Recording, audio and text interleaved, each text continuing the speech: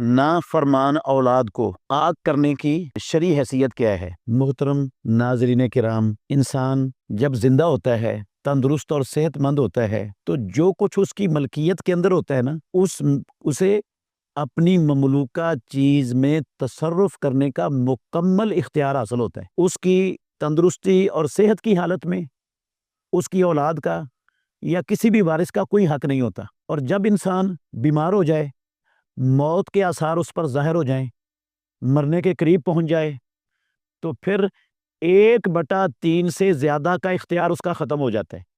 صرف 1/3 کی وصیت کر سکتا ہے، اور وہ بھی وارثوں کو نہیں کر سکتا، وارثوں کے علاوہ کسی اور کو وصیت کر سکتا ہے۔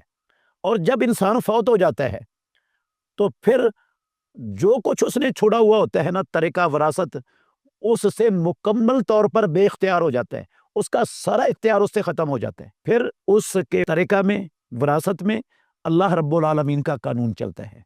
اللہ رب العالمین نے ہر وارث کا حصہ مقرر کر دیا ہوا ہے، اور اس میں کسی کو رد و بدل کرنے کا اختیار ہے ہی نہیں اسلام میں۔ اولاد کو اس کی نافرمانی کی وجہ سے اولاد میں سے کسی فرد کو آگ کرنا، شریعت میں تو اس کی کوئی حیثیت نہیں۔ یہ تو اس انسان کا اختیار ہی نہیں ہے، مرنے کے بعد اس کے بس میں ہی نہیں ہے۔ یہ وہ رب کا قانون چلتا ہے، اور اللہ کا قانون تو بدل نہیں سکتا۔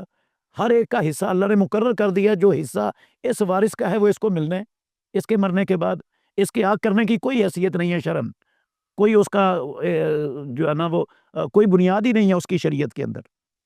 تو اگر اس کے دوسرے ورثاء جس کو آگ کیا گیا ہے، اس کے مورث کی وراثت میں سے اس کو نہیں دیتے، تو قیامت والے دن ان کو دینا پڑے گا، ایک ایک پائی کا حساب دینا پڑے گا، کیونکہ اللہ کی تقسیم میں تو کوئی رد و بدل نہیں کر سکتا۔ وہ اس کا حق غصب کر رہے ہیں، اور جو کسی کا حق غصب کرے اس کا حساب اللہ رب العالمین نے میدان معاشر میں قیامت میں دلوانا ہے ہر ایک کو۔ تو ایسی اولاد جو نافرمان ہو، ماں باپ پر لازم ہے کہ ان کو آگ کرنے کی بجائے انہیں نصیحت کریں، انہیں سمجھائیں، ان کی تربیت کرنے کی پوری کوشش کریں، انہیں کسی ایسے ادارے میں بھیجیں جو ان کی تربیت کر سکتا ہو، ایسے لوگوں سے ملوائیں، ایسے لوگوں سے نصیحت کروائیں جو ان کو نصیحت کر سکتے ہیں۔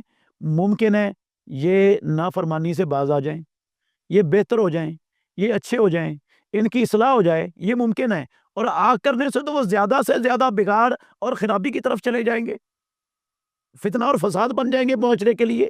تو یہ طریقہ ٹھیک نہیں ہے آگ کرنے والا۔ ان کی اصلاح کرنے کی کوشش کرتے رہنا چاہیے، اور ان کے لیے ماں باپ کو دعا بھی کرتے رہنا چاہیے ہمیشہ۔